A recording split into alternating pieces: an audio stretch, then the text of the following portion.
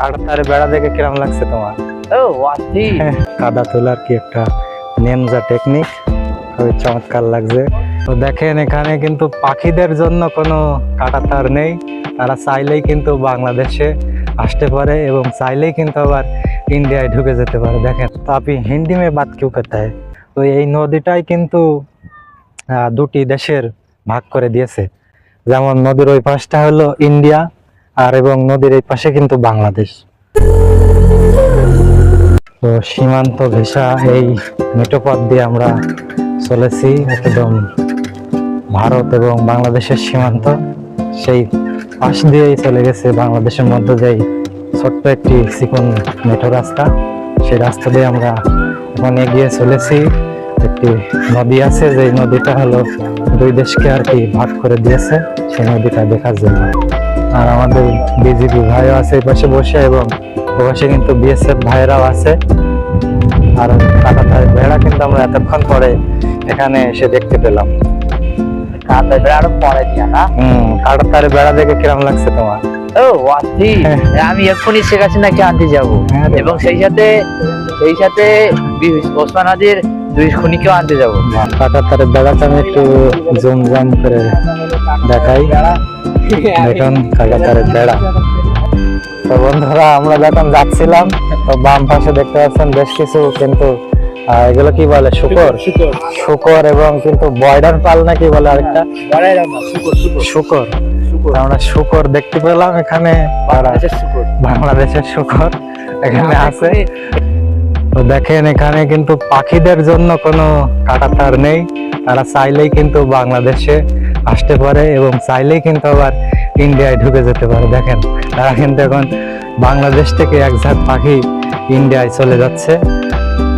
আর এত সুন্দর সুন্দর একটি পরিবেশ বর্ডার ঘেঁষে।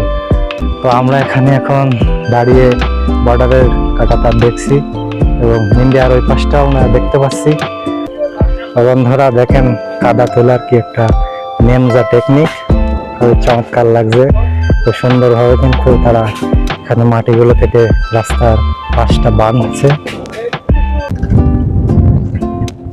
বাড়ি কি ইন্ডিয়ায় নাকি? নেই ভাই আসছে গা। দেখেন পাগলা সং ইন্ডিয়া থেকে এসে বাস্তা মাস্তা গায়ে দিয়ে ঘুরে যাচ্ছে। হ্যাঁ रुको रुको रुको रुको जरा, आपका घर की इंडिया है? इधर क्या कर रहे हैं? खुरना जिला। खुरना जिला? तो आप हिंदी में बात क्यों करता है? खुरना जिला। खुरना खुरना ना तो खुलना। খুলনা। হ্যাঁ এটা বাংলাদেশের মধ্যে। আর আপনার বাংলাদেশ। আর আপনার বাড়ি তো ইন্ডিয়ায় না? ইন্ডিয়া। তো ইন্ডিয়াতে বাংলাদেশে খুলনা জেলায় বাড়ি? দিল্লি। বাড়ি দিল্লি? বাংলাদেশের মধ্যে কি করছেন?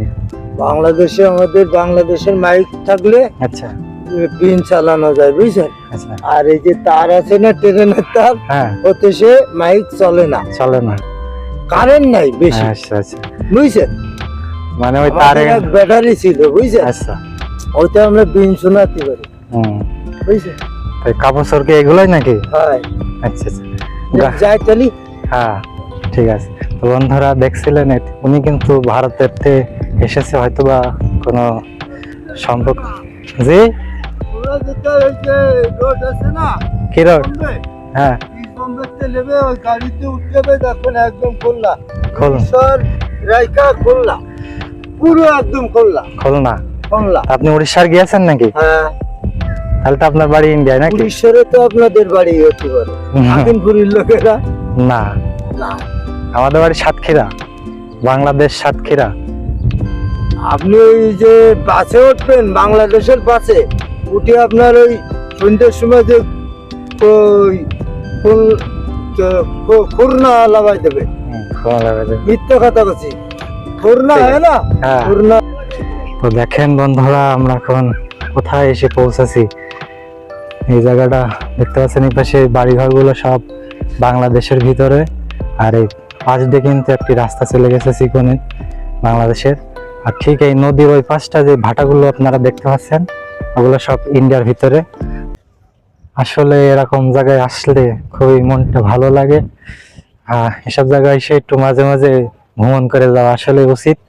দেখেন পানিতে বেশ কিছু, নদীতে বেশ কিছু হাঁস তারা চলছে।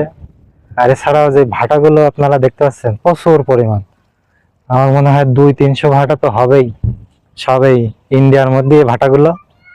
আর নদীর পাশে একেবারে গড়ে তুলেছে ইন্ডিয়ারা। তো এই নদীটাই কিন্তু দুটি দেশের ভাগ করে দিয়েছে।